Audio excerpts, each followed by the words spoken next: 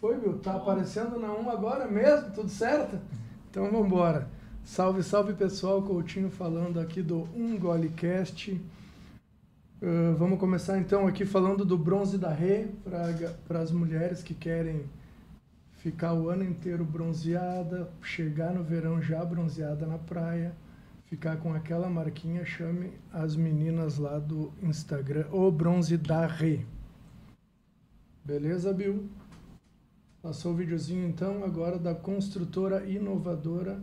São especialistas em pré-moldados de concreto. Quer fazer tua indústria com eficiência, com rapidez? Chama os rapazes lá da construtora inovadora, beleza? Fechou, Bill? Podemos começar? Podemos, não. Então vamos embora. Estamos aqui hoje para mais um gole e quem vem trazer esse gole de conhecimento para nós hoje é o Dr. Marcelo Soma Tessari, neurologista especialista na doença de Parkinson. Primeiramente, eu quero te agradecer, então, Dr. Marcelo, por estar aqui com a gente, para dividir um pouquinho do teu conhecimento e levar informação para o pessoal que nos assiste.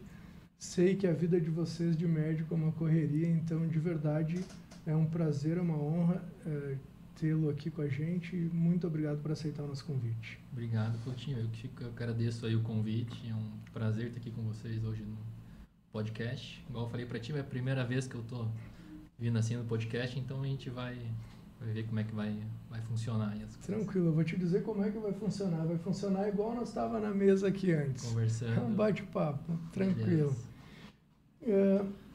Marcelo, a primeira coisa que a gente pede, então, para o nosso convidado é que ele se apresente. Por quê? Porque a gente aqui do podcast, nós temos sempre um conhecimento mais superficial do convidado.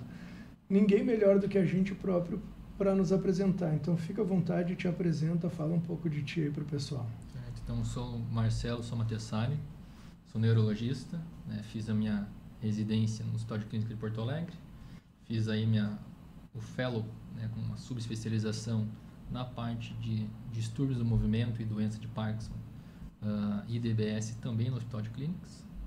No momento, então, eu faço parte do corpo clínico do Hospital Moinhos de Vento, onde a gente também tem um ambulatório de distúrbios do movimento ali, e estou fazendo meu mestrado, né, na URGS, né, com orientação do Dr. Arthur Schuh também. Legal. E tu é natural de onde, Marcelo? Eu sou natural de Ponta Grossa, no Paraná. No Paraná, legal. Quanto tempo tá aqui? Eu estou há 5 anos. 5 anos em Porto Alegre. Vim para fazer a residência e fiquei aqui. Veio na pandemia. Vim na pandemia. Que interessante, né? Aí a esposa veio, gostou da cidade, igual eu falei para ti, minha filha também nasceu e agora a ideia é ficar por aqui. Já nasceu porto-alegrense. Sua filha é gaúcha daqui, gaúcha. Que legal, cara, que legal. Vamos lá então.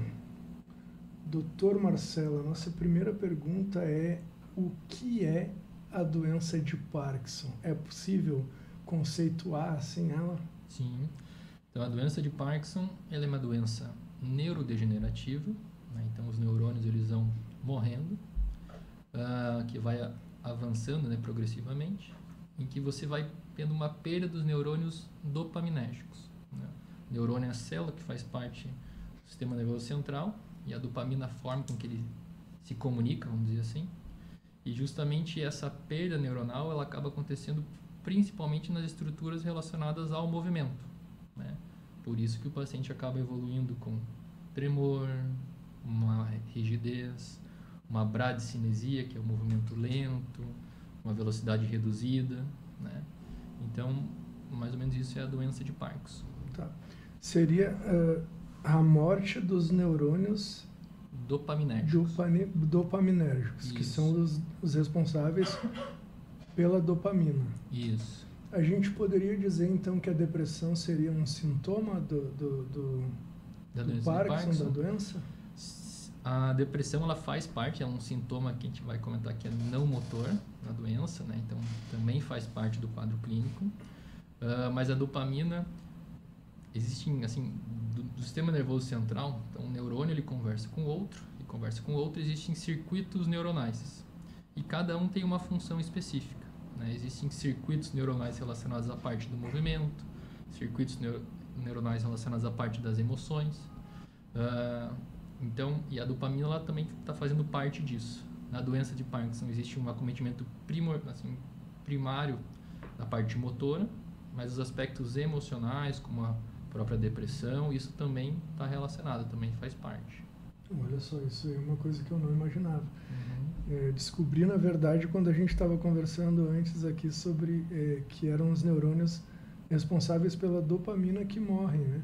Então, a dopamina, ela é mais do que, na verdade, ela cuida mais do que somente da depressão, por exemplo, do bem-estar psicológico. Sim, é mais do que o hormônio da depressão ou da recompensa. Isso, vai muito exato. Vai bem mais além do que isso. Tu vê, porque na verdade, para mim é a primeira vez que eu estou ouvindo isso.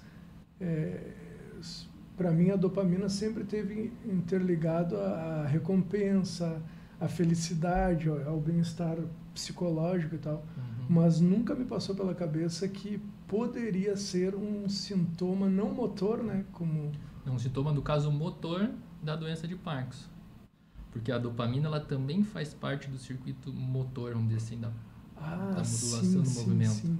Tá, não, é que eu estava pensando na depressão, que a falta de dopamina pode gerar ou gera depressão, que é um dos sintomas não motor. Mas então a dopamina também, claro, porque são esses neurônios que morrem e que ali na frente vai causar o sintoma motor também, por conta do mesmo neurônio que morre. A gente compartilha o mesmo neurotransmissor. Tá. O neurônio que morre, que dá um exemplo ali que é na substância negra, que é uma região do cérebro, tá. Esse neurônio é muito mais relacionado com a parte do movimento, né? Os aspectos de depressão que ficam em outros circuitos neuronais, né? Na parte às vezes do lobo frontal, amígdala, recompensa, isso eles também vão se perdendo, mas numa outra etapa da doença. Tá, perfeito. Tem cura? A doença de Parkinson hoje não tem cura, né? A gente não, até pelo fato de a gente sabe vários processos de como ela acontece, a fisiopatologia, mas não tem o conhecimento integral disso. Até por isso não tem tratamento de cura. O que a gente tem é um tratamento que melhora muito os sintomas, e isso avançou bastante, desde medicamentos comprimidos, como o levodopa, né, até tratamento do ponto de vista cirúrgico, que é uma cirurgia de DBS ou ultrassom ultrafocado. Mas todos essas opções, assim, esse arsenal continua sendo um tratamento sintomático. Eu não consigo retardar a progressão da doença. Não consegue nem retardar a progressão? Não. Olha só, porque essa era uma pergunta que eu ia te fazer. O único fator até o momento que mostrou que você modifica assim a história natural, de certa forma, diminui a progressão da doença, até agora é atividade física. Então, o esporte é o único fator que você consegue deixar esse processo mais lento. Olha, eu li sobre... Eu estava lendo alguma coisa sobre o Alzheimer, que também é uma doença... Ela também é uma doença neurodegenerativa. Isso elas compartilham. Perfeito. Inclusive, a doença de Alzheimer é a doença neurodegenerativa mais comum. A segunda é a doença de Parkinson. Então, a semelhança entre elas é que ambas vai tendo uma morte de neurônios. Tá. A diferença é que na doença de Parkinson são os neurônios da dopamina que morrem, e relacionado ao circuito motor, principalmente. Claro, existem vários sintomas que vão além da parte motor, mas e na doença de Alzheimer você tem uma perda dos neurônios relacionados às vias da memória, né? Sim. Uma, na doença de Parkinson, é um depósito de uma proteína, né, alterações da proteína que é a alfa-sinucleína, e já na doença de Alzheimer é a beta-amiloide, proteína beta-amiloide. Então elas têm algumas semelhanças. Tá. Mas... Quando eu estava lendo sobre o Alzheimer, disse que uma das formas de prevenir o Alzheimer era a musculação. Então como são doenças de certa forma semelhantes, eu ia perguntar se a musculação também pode prevenir aquele sujeito que tem uma predisposição, por exemplo. poderia prevenir e fazer com que ele não tivesse daí a doença ou só retardaria ela? Provavelmente só retardaria ela, né? Isso eu não vou conseguir te responder assim, sim ou não. Tá. Eu consigo dizer que existe maior chance de você retardar essa doença, ou se eventualmente ela vir a se manifestar, ela acontecer de uma maneira mais branda. O que eu quero dizer com isso? Pacientes que fazem atividade física, por exemplo, fazem atividade física, têm uma maior massa muscular, eles mantêm uma maior autonomia, por exemplo, para deambular, para fazer suas atividades diárias, do que pacientes com doença de Parkinson que não fazem atividade física. Tá? Então, isso diminui o processo, né, a progressão, tá. E você também garante mais autonomia, mais independência, com menor número de quedas, menor instabilidade postural, né? Então isso é muito importante na doença. Tá, eu só não entendi por que o músculo, o cara que faz, por exemplo, musculação ou faz atividade física, consegue amenizar o sintoma, é isso? É que aí vai além do que seria só a parte muscular, né? Que talvez está pensando numa questão de hipertrofia muscular. Tá. Existe o benefício justamente da hipertrofia, você ter o tônus, isso vai te dar uma maior mobilidade, vamos dizer assim, mas pensando na atividade física, vamos dizer assim, a nível de saúde do corpo como um todo. Tá. De processo inflamatório, estresse oxidativo, é mais nessa linha. Tá, é menos a ver com a musculação ou com os músculos que tu acaba criando e mais a ver com a saúde que o próprio exercício físico te traz. Exatamente. Saúde daí no sentido biológico, assim. Isso. Tá, entendi. A cannabis, né? Eu vou lhe dizer que quando tu aceitou o convite de estar aqui com a gente, eu falei, Parkinson, cannabis seria um tratamento. Eu vou perguntar se realmente a cannabis funciona e se usou isso por um tempo como um medicamento para o Parkinson. Então, hoje a doença de Parkinson ela tem várias opções de tratamento medicamentoso. Primeira linha de tratamento, só para a gente colocar aqui, é justamente a levodopa, né? Que é quase como se eu estivesse fornecendo assim, a dopamina, a matéria-prima, para melhorar esses sintomas. Então, é o gold standard, padrão.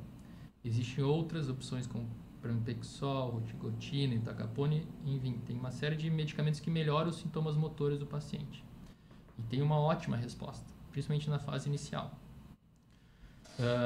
O canabidiol, sendo direto, assim, hoje não tem nenhuma evidência para que você utilize o canabidiol na doença de Parkinson. Faltam, ainda estão surgindo os estudos, tá? Mas certamente do ponto de vista dos sintomas motores.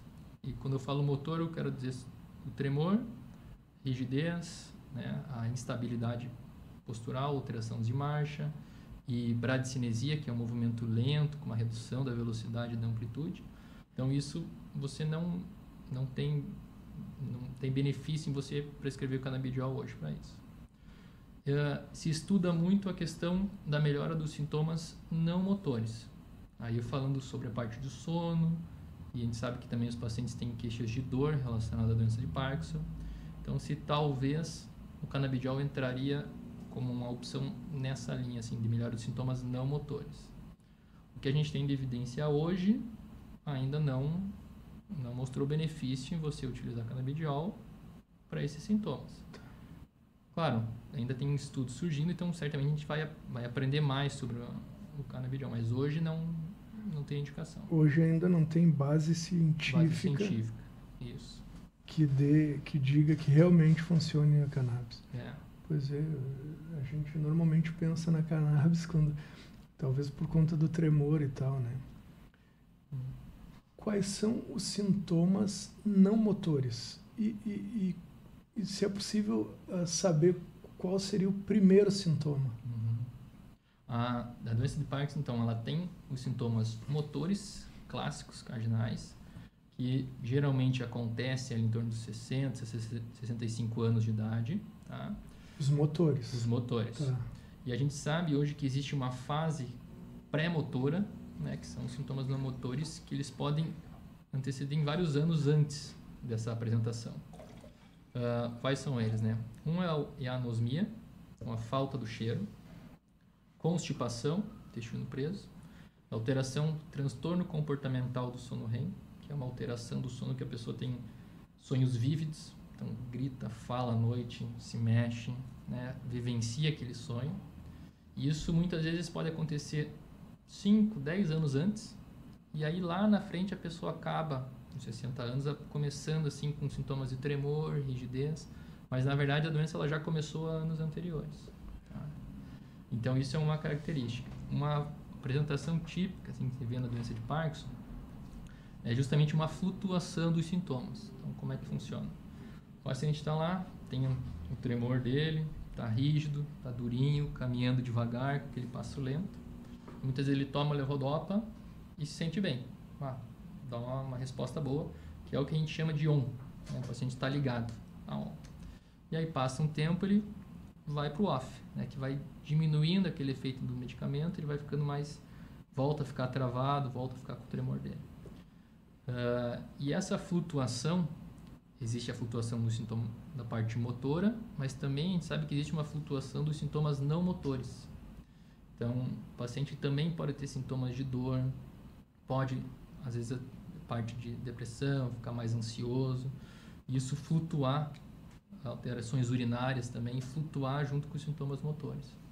É comum, às vezes, o paciente no off, quando ele entra no off, né, que vai ficando desligado, vai sentindo dor, sente um desconforto aqui no ombro também, ou aqui no quadril fica duro, e aí muita gente dá um medicamento e melhora isso. Tá? Então essa flutuação da doença de Parkinson é muito frequente, e a tendência, assim, quando ela vai evoluindo, como é a doença neurodegenerativa, essa flutuação vai ficando um pouquinho mais vamos dizer assim, mais intensa. Tá? Porque antes o paciente toma o remédio, se sente bem, aquele efeito dura ali umas 3, 4 horas, só que agora ele está mantendo o tratamento e a parte boa fica só umas 2 horas por dia. E aí por isso que a gente vai ajustando a medicação.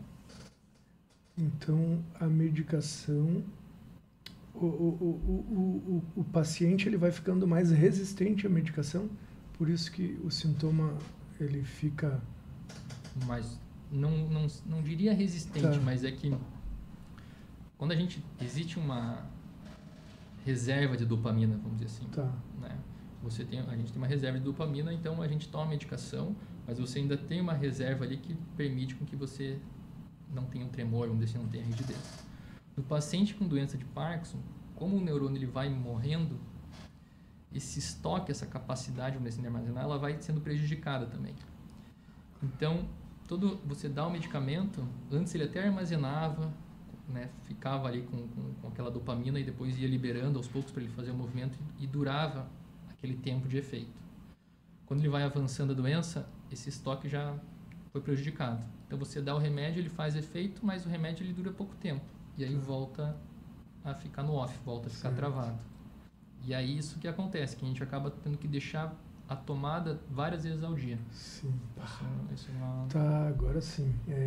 Então, na verdade, não tem a ver com a resistência, tem a ver com a morte dos neurônios que vão acontecendo. Exato. Quanto mais neurônios vão morrendo, mais vezes ele precisa do remédio para reposição. Isso, porque ele vai ficar, de certa forma, quase totalmente dependente desse tratamento de fora, né? Essa reposição externa.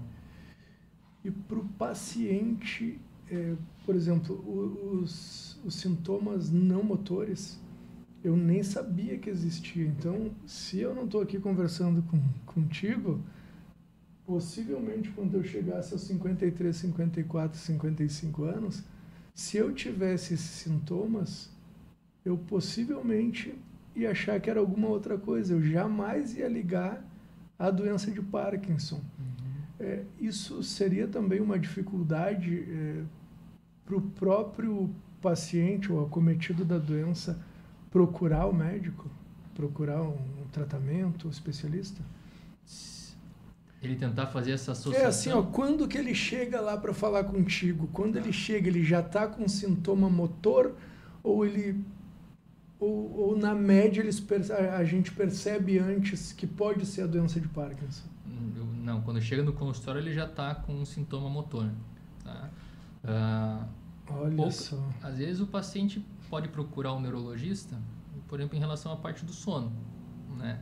O cara não está dormindo direito, ou fala muito à noite, se mexe, briga, tem muito pesadelo. Então, aí talvez seria uma possibilidade assim, do paciente procurar o neurologista e você identificar esse sintoma antes da fase motora. Mas, de maneira geral, o paciente vai chegar para ti já com o tremor, com a rigidez, ou geralmente vendo o consultório falando assim, eu caminhava, sei lá, 5 km até o parque, caminhava rápido, e agora, quando eu vou caminhar, estou demorando o dobro do tempo. Não tá legal, tá um pouco mais lento. Vou fazer, sei lá, vou fazer alguma atividade manual, assim, tá um pouco mais lento para fazer o movimento, demora um pouco mais para fazer a barba. Então, esse é o sintoma que geralmente chega. Olha só. Esse é um corte importantíssimo para a gente fazer, para dar essa informação para o pessoal, porque eu imagino que, como eu, a grande maioria não conhece esse sintoma não motor, né? E aí, quando chega no sintoma motor, quer dizer que a doença já está consolidada, digamos assim? Ou no não motor ela já está consolidada também? Assim, isso é uma outra questão, né? Quando que a doença ela começa? Isso, perfeito. Porque a gente precisa tentar, os estudos vêm indo nessa direção, assim, para você identificar biomarcadores, para tentar identificar a doença justamente nessa fase pré-motora. Porque quando a gente chega na fase motora clássica, ali em torno de 60 a 65 anos de idade, mais de 60% dos neurônios dopaminérgicos já morreram. Imagina, mais da metade. Então já morreu. Então já pega uma fase assim, você já perdeu, já saiu atrás ali na corrida. Então justamente a ideia os estudos vêm atrás para você identificar biomarcadores e tentar fazer a investigação numa fase até pré-motora, quando ainda você tem uma maior reserva dopaminérgica, até com o objetivo de você fazer um tratamento de cura, né? Mas isso ainda é nível pesquisa. Né? Tá longe disso. É nível pesquisa para... Mas é que justamente... E é um dos motivos que a gente não... Outro fator que a gente não identificou talvez um tratamento de cura para a doença de Parkinson. Porque a gente às vezes não conseguiu pegar ele numa fase muito precoce, esses pacientes, conseguir colocar terapias, o que é difícil, não? Sim. Não conseguiu pegar numa fase tão precoce a ponto de conseguir reverter o quadro. Isso. Quando a pessoa chega lá no consultório, por exemplo, ela já está com 60% o neurônio já morreu. Imagina.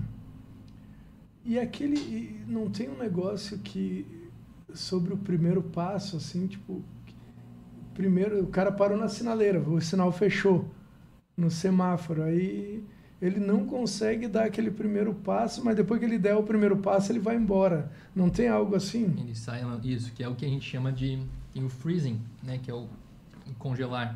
Né? A doença de Parkinson é comum, justamente quando o paciente às vezes vai iniciar o movimento, ele congela, né, porque fica ali duro assim, aí não consegue fazer o passo, às vezes faz uma festinada, que ele fica dando vários passinhos aí até que engrena, né? E aí depois que ele começa a caminhar, aí a vida aí segue normalmente, e existe essa dificuldade também, principalmente quando ele vai fazer a mudança de direção. Então ele está caminhando e vai ter que fazer a volta. E às vezes na hora dele fazer essa virada também, aí trava, congela, ou vai dando vários passinhos, e depois que engrena ele segue a vida dele.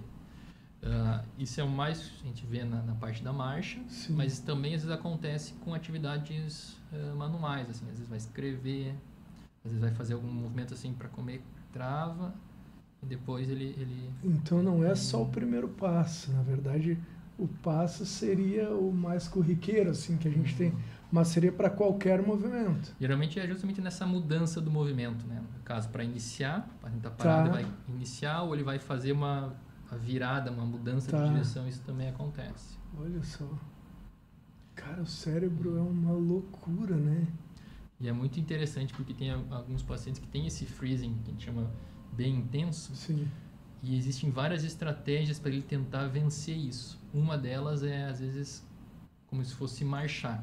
Então, o paciente, quando vai de uma forma consciente, né? Porque a nossa caminhada já faz no automático. Sim. Então, ele precisa agregar uma forma consciente assim para conseguir dar o passo. Então ele vai marchando, vai cantando uma música e vai naquele ritmo, aí ele consegue fazer o passo normalmente sem travar. Tá? Tem às vezes paciente que tem uma estratégia de começar a caminhada dando um passinho para o lado, então ele vai andando de lado e depois ele caminha de frente. São estratégias para que o sintoma seja diminuído. Isso. Não sai daquela coisa natural, meio instintiva. Exato. Caminhar é dar um passo, o cara nem pensa.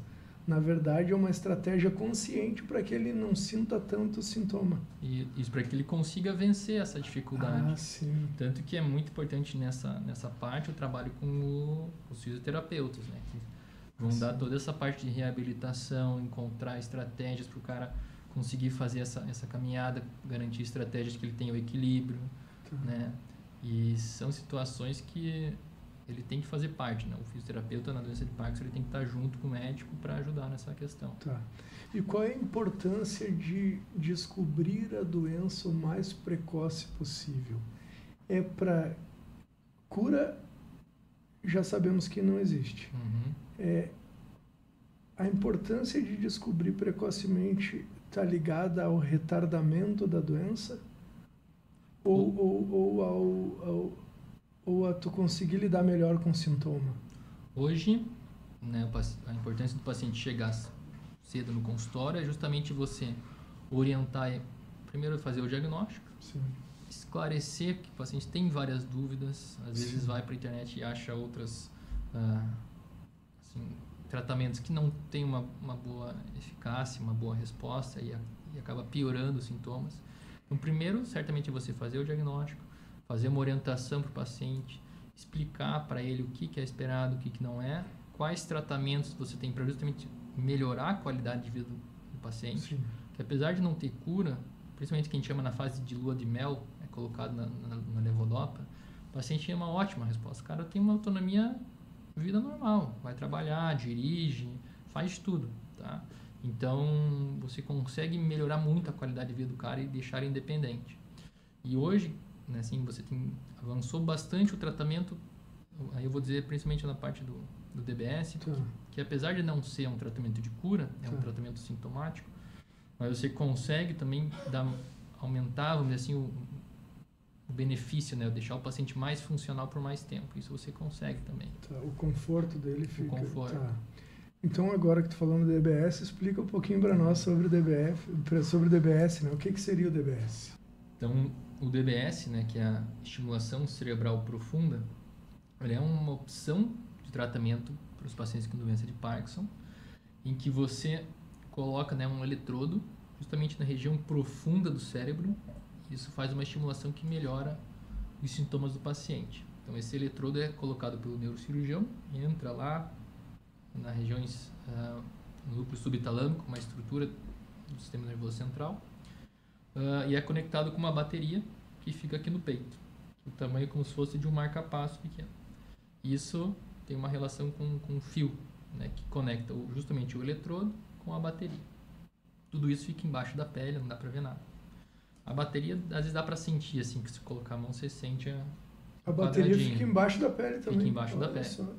E como é que carrega? Agora já me veio mais um. Com tipo aqueles carregadores de iPhone. Isso, indução. Indução. O paciente ele bota, coloca aqui e fica carregando. Então, e justamente o DBS é uma opção de tratamento também sintomático. Então, não é cura, mas é uma melhora sintomática que você melhora muito a qualidade de vida do paciente. Mas nem todo paciente é candidato para ele. Por quê? Porque o DBS não melhora todos os sintomas. Tá? O DBS ele melhora principalmente a parte de tremor e os sintomas que respondem à levodopa.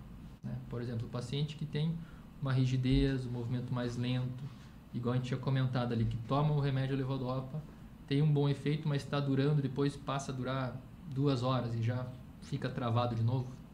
Esse vai ser um bom candidato para DBS, porque justamente o DBS vai aumentar e prolongar, de certa forma, esse efeito. Tá? Por outro lado, tem alguns pacientes e cada perfil, assim, cada apresentação é diferente no paciente com doença de Parkinson. Tem pacientes que têm mais tremor, tem paciente que tem mais rigidez, e tem alguns pacientes que têm a fala bem baixinha, fala baixo, não dá para entender, os familiares têm que ficar pedindo para repetir o que ele está falando.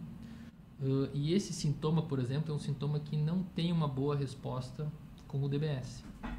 Então, para esse tipo de paciente, geralmente o DBS daí não vai ser uma boa estratégia. Tá? Mas tudo isso a gente conversa, com o paciente, explica quais são as expectativas, o que ele espera melhorar com o tratamento. É importante assim que com o DBS a gente está melhorando a questão, como a gente comentou, a parte da comunicação neuronal. Então, um neurônio conversa com o outro, isso é feito através de dopamina. Quando a gente dá a levodopa, a gente basicamente está aumentando a carga daquele caminhão, aumentando a mercadoria. E quando eu faço o DBS, o objetivo, na verdade, é melhorar o trajeto. Assim, justamente eu estou melhorando aí o caminhão, estou melhorando o motorista, deixando essa entrega um pouco mais rápida. Tá? Mas o que é importante? Assim, nada adianta eu melhorar o meu caminhão se eu não estou levando nada dentro. Tá? Então, o paciente que faz a cirurgia com DBS, ele continua tomando remédio. Porque senão, de novo, eu estou melhorando o caminhão e não estou levando nada dentro, não vai resolver nada. Claro, a gente consegue muitas vezes reduzir a quantidade, ou deixar essa posologia, a forma com que é dado o medicamento de uma maneira mais fácil. O paciente, ao invés de estar tomando 6 vezes por dia, a gente já diminuiu para 4 vezes ao dia. Já facilitou. E a gente diminuiu um pouquinho a dose, por exemplo. Então, isso a gente consegue com o DBS, mas ele certamente vai continuar tomando um pouco do comprimido. Entendi. E outra coisa é que ele não que às vezes a gente tem uma ideia de cirurgia, operei e resolveu. Sim. Operou e resolveu. E não, a gente faz a cirurgia, eu não, o neurocirurgião faz a cirurgia, o neurologista ele faz parte, entra junto no bloco para ver se o eletrodo está bem posicionado, fazer alguns testes durante a cirurgia. Tá? Mas é importante que naquele momento, quando é colocado o dispositivo, a gente não liga o aparelho. O aparelho fica desligado, ele vai ser ligado depois de 3 semanas depois. E aí a gente vai começar a fazer a estimulação devagarinho. E vai aumentando um pouquinho mais a energia, ver como é que o paciente ficou, aumenta mais um pouquinho. Então, essa melhora vai sendo construída ao longo dos próximos meses. Leigamente agora, falando, tá? Vamos ver se eu entendi bem a ponto de passar de uma forma bem leiga, que é a minha, para a galera que vai nos assistir, tá? Qual é o nome do remédio mesmo? Levodopa. Levodopa, tá. O levodopa seria, digamos, se a gente pensar nos correios, como tu tinha colocado. O levodopa seria as cartas, vamos encher o caminhão de carta das entregas. Uhum. E o DBS seria melhorar o motor do caminhão para que ele faça a entrega das cartas mais rápidas. Isso. E aí não adianta eu ter um motor bom se eu não tiver carta dentro para entregar. Exatamente. Ou seja, eu faço o caminho rapidamente, mas eu não tenho que entregar. E o levodopa, me parece que ele é o responsável por colocar dopamina. A levodopa, na verdade, ela é convertida em dopamina. Ela certo. Faz parte desse processo, ela é convertida em dopamina. Então, e aí o DBS entrega essa dopamina mais rápido no endereço. Isso. Tá, perfeito. Olha só. A doença de Parkinson é a morte dos neurônios, certo? Uhum. Esses neurônios continuam morrendo ou eles têm um limite? Em algum momento ele para de morrer, sei lá. Tu disse para nós o seguinte, que quando o paciente procura um neurologista ou especialista, ele já está com 60% de uma perda neuronal, certo? Uhum. Tá. Esses neurônios continuam morrendo e podem levar ao óbito? Ou ninguém morre da doença de Parkinson? Essa é a pergunta. Entendi. Os neurônios, eles continuam morrendo. Por isso que ele é hoje uma doença neurodegenerativa. Então, esse processo, ele continua. E eu não consigo bloquear isso. Tá? Se o paciente ele morre pela doença de Parkinson, isso, assim, o paciente, quando ele vai chegando numa fase final da doença, vai tendo alguns sintomas, por exemplo, de dificuldade para engolir, né? Então, tem um risco de aspiração. Isso acontece, né? Um paciente com doença de Parkinson numa fase mais avançada também tem uma maior dificuldade de locomoção. Então, aumenta mais o risco de quedas, isso na fase final. Tá. Então, aí o paciente pode ter complicações relacionadas a essa queda, por exemplo. Tá, né? Uma fratura, enfim. Sim. Mas dizer que ela diretamente causaria morte, isso não. Seria indireta, talvez. Um sintoma dela poderia causar a morte. Isso. Um sintoma que estivesse num momento mais agressivo da doença poderia levar, mas não ela em si. Ela assim não tem nada que... isso aqui vai fazer com que o paciente venha a falecer. Sim. Não. Eu perguntei por conta da morte dos neurônios, vai indo, pô, eu pensei que pudesse, morreu tudo e agora faz o quê? E quanto tempo, em média, é possível estimar do início da doença até o óbito da pessoa? Já fizeram esse estudo, não? Tem um estudo bem interessante que você avaliou, existe uma escala em Onyard, que é uma escala de progressão da parte motora. Vai do estágio 1 até o estágio 5, sendo o estágio 5 o paciente que é acamado ou está em cadeira de roda. A média de progressão da fase 1 até a fase 5 é em torno de 13 anos. Isso é a média. Mas como eu falei, cada paciente com doença de Parkinson tem um perfil. Por exemplo, tem pacientes que a gente chama de doença de Parkinson com fenótipo tremulante, que tem o tremor como principal manifestação.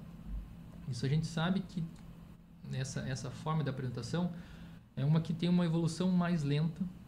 Muitos pacientes ficam com aquele tremor ali, começou com 60 anos, mas é só aquele tremor e nada mais. Segue com uma piora lentamente progressiva, mas também não atrapalha muito ele no dia a dia, você consegue dar uma levodopa, melhora. E essa evolução acaba sendo lentamente e o paciente nem evolui com outros sintomas. Tá? Então, de certa forma, uma forma mais branda, assim, uma forma mais benigna. Claro, e tem pacientes que, por sua vez, já começam com uma rigidez um pouco mais importante, tem uma progressão mais rápida. Isso é de paciente para paciente. Mas então, desses do estudo, em média, da fase 1 até a fase 5, é em torno de 13 anos. 13 anos, tá. Então, pegando aí uma média do 65, então 78, 80. Tá. Eu perguntei isso porque a expectativa de vida do brasileiro é 75 anos hoje, né? Então, na verdade, a doença ela não acelera o óbito, na verdade. Não vai mexer nisso pelo tempo de progressão dela. Na verdade, tem muito mais a ver com o conforto, com a dignidade de estar confortável vivendo, do que uma doença que te leve a óbito antes da expectativa de vida natural do brasileiro. Do brasileiro, exatamente. Isso. Ele não muda essa parte do óbito, não tá bem certo o que você contou. E qual percentual que atinge a população hoje? Tem esse estudo? Hoje até foi o nosso estudo que a gente trouxe ali, bem interessante, foi publicado na Lancet esse mês agora. No Brasil, né, você tem uma estimativa de uma prevalência em torno de 0,85% da população.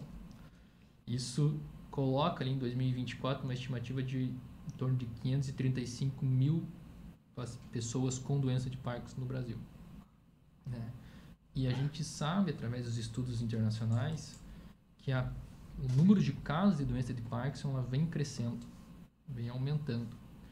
Dá um exemplo, né, do estudos internacionais, assim, fizeram um trabalho de 1990 até 2016 e de lá para cá você teve um aumento em 76% no número de casos no mundo. Meu Deus! Muito explicado pelo próprio envelhecimento da população. Sim, né? claro. Porque, de novo, o principal fator de risco hoje na doença de Parkinson é a idade. Sim. Então, quando você tem o envelhecimento da população, você tem Uma incidência maior de casos. E só que mesmo corrigindo, quando você vai fazer alguns ajustes estatísticos, você tem um aumento padronizado por idade de 22%. Então, talvez colocaria uma explicação que vai além do envelhecimento. Sim, eu ia te perguntar isso, se tem a pesquisa de qual percentual de envelhecimento da população de lá para cá e quanto 76% de aumento dos casos, né? Isso. Então não é só o envelhecimento, isso? Exatamente. Tá. Não é só o envelhecimento. O aumento de 76% é o global, isso sim, aí está envelhecimento na jogada, mas aí quando eles fazem o ajuste para justamente de atenuar o efeito de envelhecimento ao longo desse tempo, você encontra um aumento ainda de 22%. Então, putz, se tirar ainda tem um aumento de 22%. Ah, sim. Então, o que está acontecendo que mesmo se a gente corrigir ali para o ajuste populacional assim, relacionado ao envelhecimento, você ainda encontrar um aumento de 22% nessa prevalência. Então, isso é um dado importante. Tá. É genético? É hereditário, digamos assim? Por que surge a doença de Parkinson?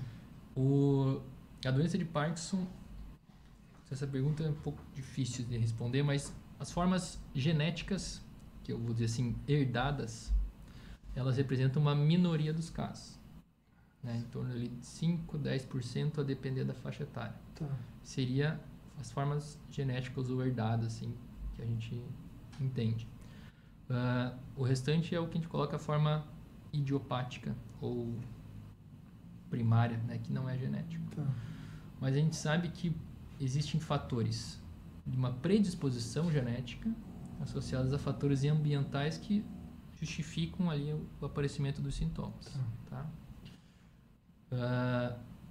Essas questões a parte genética de por quê, assim, por que acontece essa predisposição, isso a gente está descobrindo ainda, sabe que existem alguns genes que aumentam o risco, como o caso do GBA, que é um gene ali que aumenta o maior fator de risco para você ter doença de Parkinson no futuro. E existem fatores ambientais que também estão na jogada, às vezes parte de pesticidas. A gente sabe que, por exemplo, o café é colocado como um fator de proteção para a doença de Parkinson, em alguns casos. Então, o objetivo também das pesquisas é entender quais são esses fatores ambientais que modificam a história natural e como é que a gente pode fazer para controlar esses fatores, para diminuir o número de casos. O porquê que ela acontece, a gente sabe que existe no papel ali uma proteína que é a alfa-sinucleína. Tá? Essa alfa-sinucleína ela se deposita nos neurônios, naqueles neurônios da dopamina que a gente conversou, e é isso que faz com que aconteça a morte neuronal. Então, hoje a gente entende qual é essa proteína, a modificação estrutural que acontece ali, e por isso que ela vai se depositando, e como é que ela agride, vamos dizer assim, os neurônios da dopamina, aonde está tendo essa morte neuronal, mas a gente não entende o processo antes, assim, o que levou ela a ficar com essa estrutura mal formada e começar todo o processo, né? Então é isso que faz com que a gente também não tenha um tratamento de cura, porque eu não sei o início. Porque não sabe a origem. Isso. Olha só. Tá, olha só. Os fatores genéticos, eles são de 5 a 10%, certo? Então, a esmagadora maioria são da predisposição genética e dos fatores ambientais. Isso, é possível separar o que é fator ambiental? Isso, acho que de 5 a 10% são fatores herdados, né? Isso, tá. Monogênicos, genéticos. Tá. E o restante são o que a gente chama forma, a gente coloca idiopática, ou, né, que você não tem um fator genético herdado diretamente. Tá. Aqui, nessa forma idiopática, então existe uma predisposição genética. Por que a gente sabe que existe também uma predisposição genética? Porque quando existe alguém na família com doença de Parkinson, eu não estou falando da forma herdada, tem alguém na família. Um tio-avô. Não é muito longe, mas entendi, vou dizer, mais próximo. por exemplo, o pai.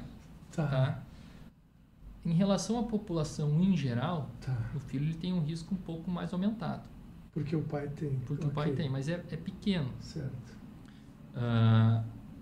Não é que necessariamente o filho vai ter uma Tá. doença de Parkinson, tá? Então, mas a gente sabe que quando existe alguém na família tem um risco um pouquinho maior, então tem uma questão de predisposição genética Tá. envolvida. Mas existe essa parte dos fatores ambientais, porque justamente a gente se viu que o café, por exemplo, é um fator de proteção. Alguns pesticidas, né, você aumentou a incidência de doença de Parkinson naquelas regiões associadas a algum agrotóxico. Tá. Nos estudos antigos você encontrava uma maior prevalência de doença de Parkinson na população que vivia no campo, quando não tinha EPI. Então aí conseguiu se identificar isso. Então viu que existe um fator ambiental também relacionado. Tá. Hoje, questiona também a parte, será que a poluição ambiental, né, também tem influência? Tá? Isso teve um estudo da China que mostrou que teve um aumento de doença de Parkinson em determinadas regiões da China e colocam uma poluição ambiental como um fator envolvido nisso. Um trauma na cabeça, uma batida de cabeça é colocado, será que poderia ser um gatilho, um fator ambiental também associado? Mas tudo isso como é que eu vou colocar assim? Ninguém bate o martelo. Tá. Então, teve estudo que mostrou, aumentou um pouquinho mais o risco. São estudos que ainda não estão consolidados. Não estão consolidados. Tá?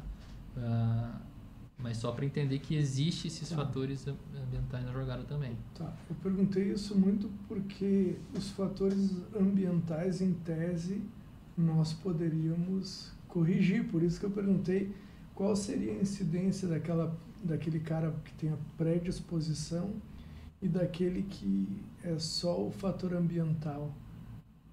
Porque, em tese, os fatores ambientais estariam nas nossas mãos para que não acontecesse, ou nas nossas, ou eu digo, não é algo que eu não consiga fazer alguma coisa. Nós humanos, digamos assim, não é algo que o ser humano não possa fazer para que não aconteça. Entendi. Talvez o que eu consigo te responder é dar um exemplo de uma alteração genética, que é o GBA, que ela aumenta o risco de 5 vezes do paciente ter doença de Parkinson. Se ele tem essa mutação, essa predisposição. Tá? Então, isso eu consigo te responder.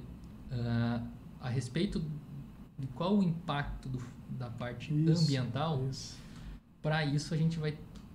a importância de ter estudos populacionais, né? Para que você consiga detalhar assim, primeiro por que está aumentando o número de casos, né? Se existe alguma região que tem um maior acometimento, vamos assim, seja alguma região do Brasil, para justamente você daí fazer um estudo a fundo e entender o que tem de diferente naquela região que está tendo um maior aumento no número de casos, né?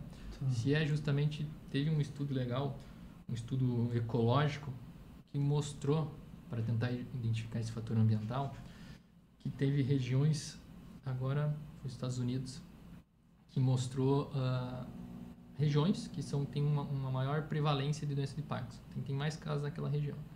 E aí fez um contraponto com alguns agrotóxicos mais importantes e se encontrou uma relação entre eles.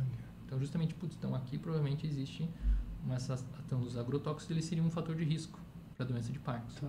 Tá? Então, para a gente poder responder essa pergunta, só através desses estudos populacionais, que não é uma coisa que é fácil de se fazer. Né?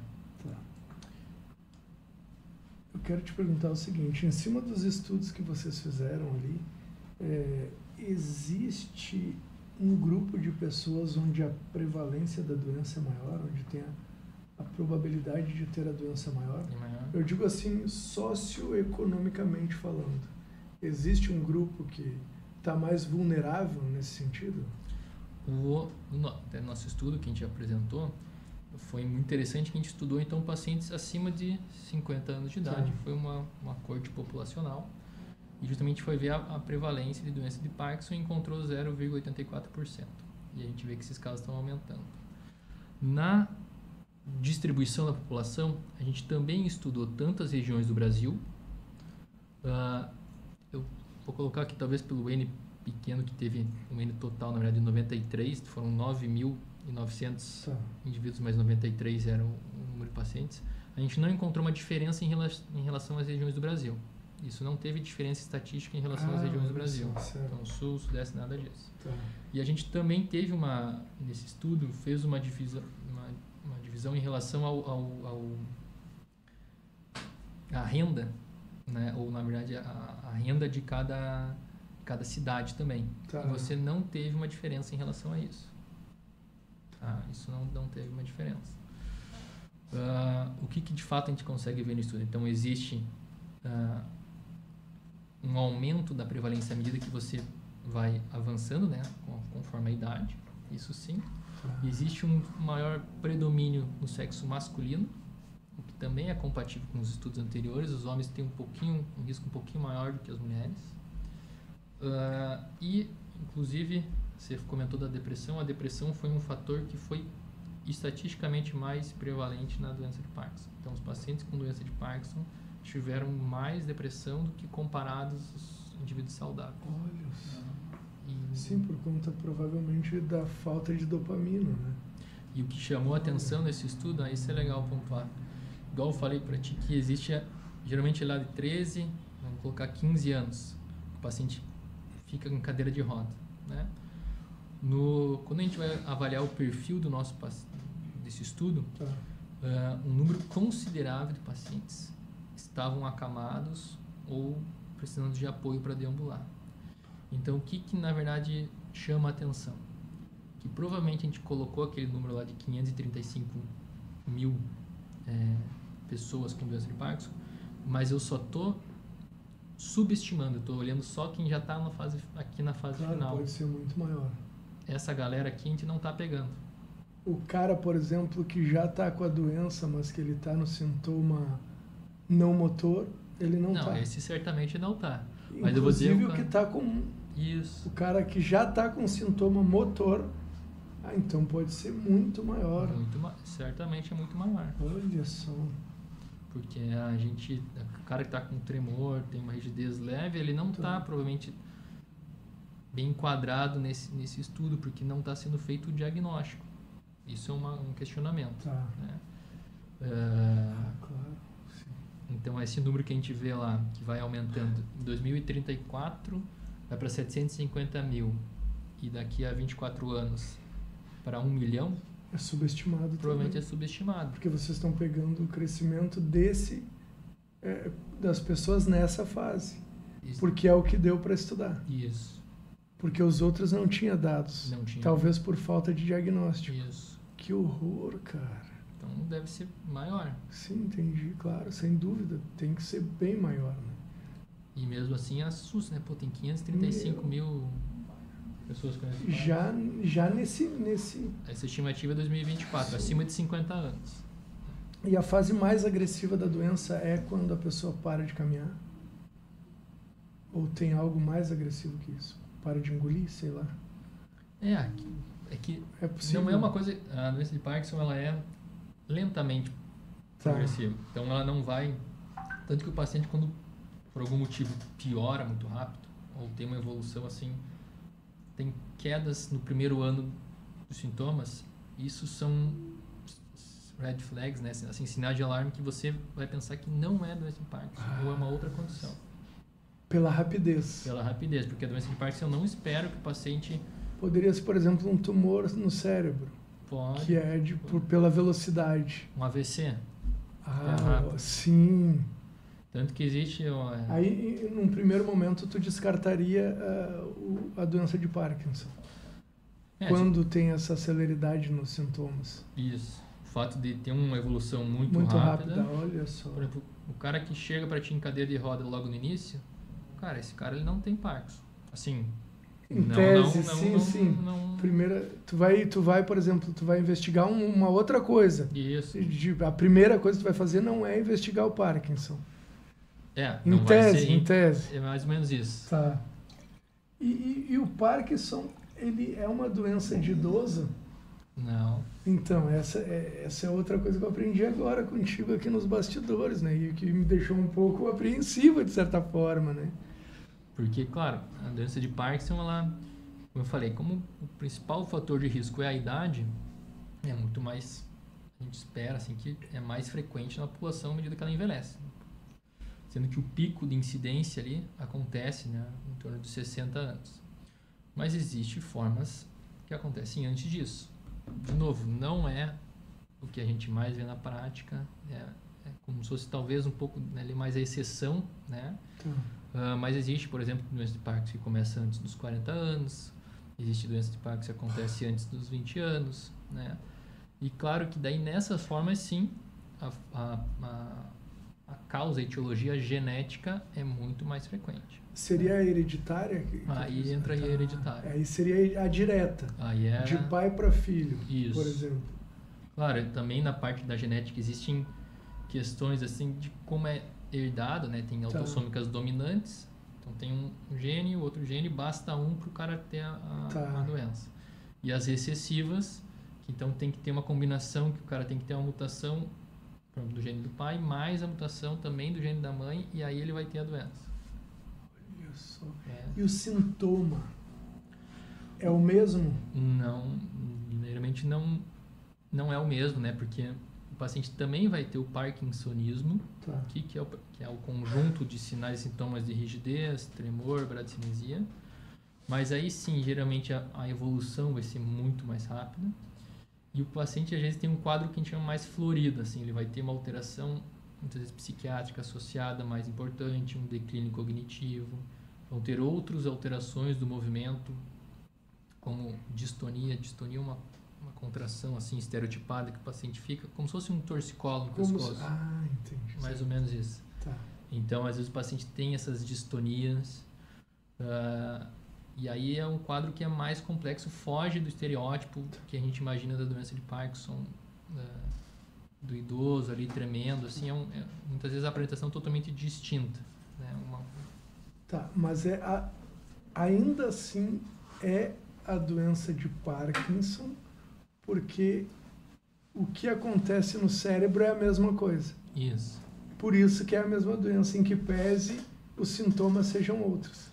Isso, porque existe também a relação com a morte dos neurônios da dopamina, com a formação, por exemplo, da proteína da sinucleína que eu comentei ali, que ela vai se depositando, então esse processo. O paciente também tem uma síndrome parkinsoniana, então, que a síndrome nada mais é do que um conjunto de sinais e sintomas, tá? Então, o paciente tem uma rigidez, tem uma bradicinesia e tem o tremor. Isso eu junto, chego numa síndrome parkinsoniana.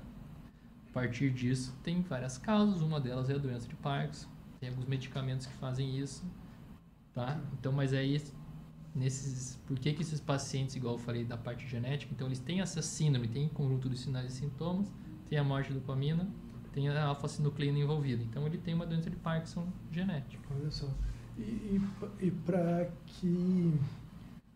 para que o paciente entenda que é uma doença de Parkinson, nesse caso, não é mais difícil daí para entender, porque é novo, sei lá, um rapaz de 20 anos, 19 anos.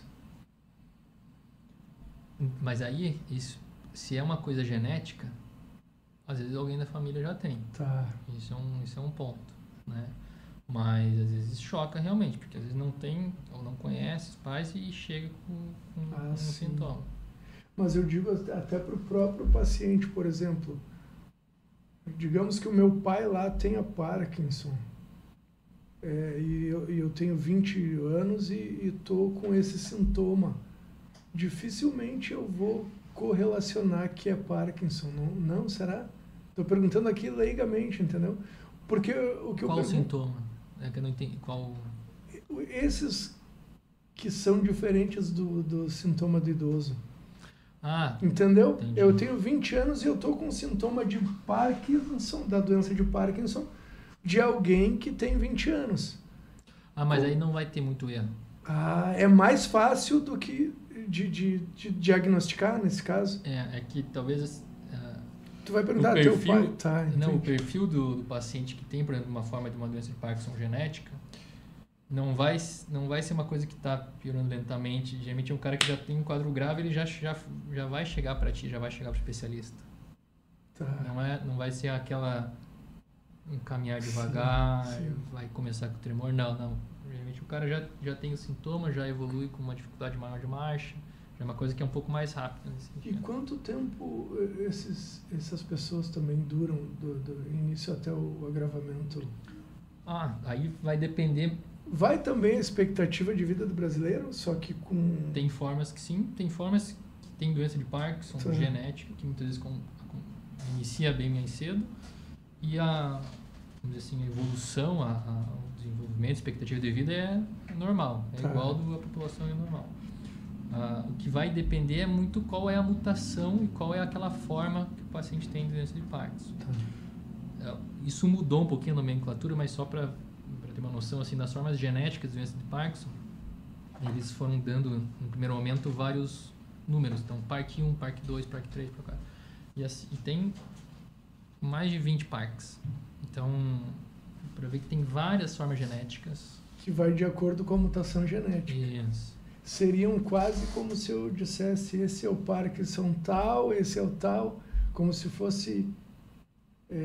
como é que eu posso explicar? Ramificações da doença, como se eles tivessem subdoenças, digamos assim. Subdoenças. E aí e cada alteração genética ela vai ter uma evolução. Então tem formas que começam bem mais cedo, mas a evolução é lenta, tranquila. O paciente pode ter uma discinesia, um movimento a mais ou outro, mas a evolução responde bem a remédio ou responde bem ao DBS. E por sua vez tem algumas dessas mutações que não. Aí o quadro já fica bem mais grave, uma alteração cognitiva mais importante. Só que é muito variado esse leque. Tu sabe, eu vou te dizer uma coisa, eu fiquei um pouco desconfortável. Mas eu senti que eu fui um pouquinho... Não, cara, o conhecimento, cara, às vezes deixa a gente desconfortável. Porque, assim, eu descobri hoje que, na verdade, nem desacelera. Não desacelera. É triste isso. Nem desacelera, cara.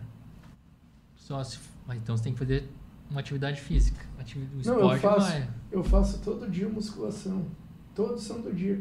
Eu só não faço quando eu venho pra cá, cara. Mas cara, vamos lá, eu era gordão, né? Eu me conheceu gordo, cara. Gordo.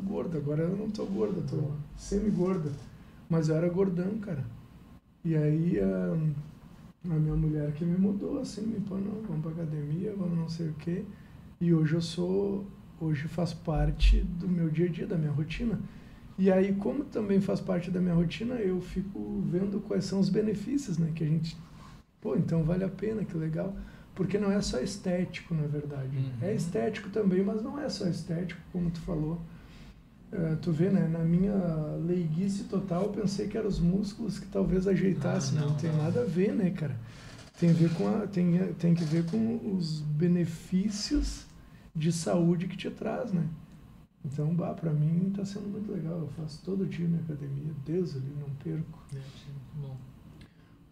Bom, Marcelo, a gente tá chegando ao fim, cara. 1h, Bill? 1h15, 1h20? 1h. Se somar... Não, vamos falar, mas tô... 1h20 quase. 1h20 quase episódio. E deu pra entender alguma coisa? Cara, não, eu fiquei... Cara, eu vou te dizer o seguinte... de certa forma, é desconfortante o cara ter conhecimento. Mas é bom que o mas conhecimento... É bom, porque, por exemplo... Sem dúvida, assim, uma coisa que me deixa muito mais seguro e tal é que eu vou saber e eu vou poder hoje, por exemplo, na nossa conversa, procurar um neurologista quando qualquer coisa que eu sinta, qualquer uma dos sintomas que a gente conversou aqui, que eu jamais imaginei que pudesse ser, entendeu? Mas beleza, estamos chegando no fim. Me diz uma coisa, tem alguma pergunta que tu gostaria de ter respondido que não saiu aqui, que tu acha que seria importante? Se teve essa pergunta, faça ela. Qual é a pergunta? Faça ela. Cara, acho que foram todas as perguntas. Foi tranquilo? Foi bem tranquilo. Tá, então é o seguinte, ó, agora a gente está indo para a parte aqui que é um roteirinho nosso, tá? Tá. Então a gente no final sempre pergunta se teve alguma coisa que tu queria ter respondido que não veio para a mesa e tal. Se tivesse, eu ia pedir para que tu fizesse a pergunta e respondesse ela, mas beleza, não teve, então aqui depois a gente pede para que tu deixe um recado para o pessoal que vai nos assistir, depois a gente vai fazer um cortezinho do recado que tu quer mandar para a galera. E aí tu pode... Qual é a câmera, Bill? Qual é a câmera? Na A 6. 6, Câmera aí tu pode 6. conversar com a 6 ali. Então, muito obrigado aí, pessoal. Espero que vocês tenham gostado aí do podcast. Qualquer dúvida, pode mandar mensagem ali pro Coutinho no podcast que a gente responde também.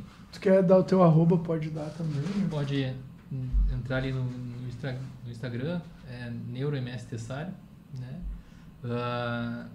Hoje ele está lá faço parte do Hospital do Moinhos de Vento, né? A gente tem um ambulatório também que eu queria passar de distúrbio do movimento, que o pessoal pode procurar o atendimento lá, que vai ser muito bem-vindo. E eu acho que era isso. Show E um de abraço bola. para todo mundo aí. Obrigado. Legal. Cara, agora a gente, tu vê, né? É um GoleCast, né? Como eu já tinha te explicado, um gole de conhecimento. Tu deixou um gole de conhecimento para nós. E a gente pede, então, que o convidado, como a gente tomou um vinho e a rolha se desfez, mas tu tomou água também, né?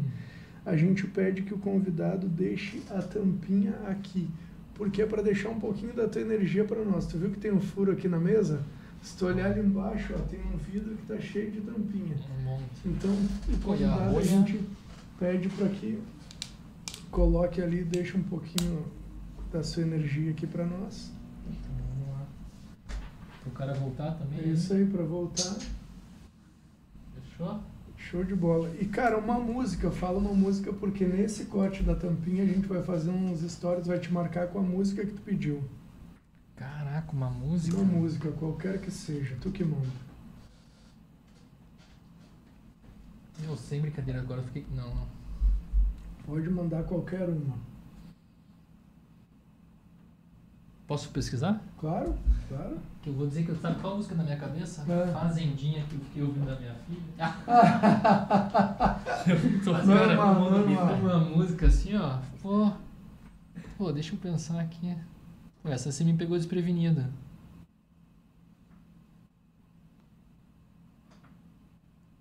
Cara, pode ser... pode ser do Jack Johnson. Beleza, Bill? Anota aí, Jack Banana. Johnson. Largar aqui no nosso Drops. Bota aí.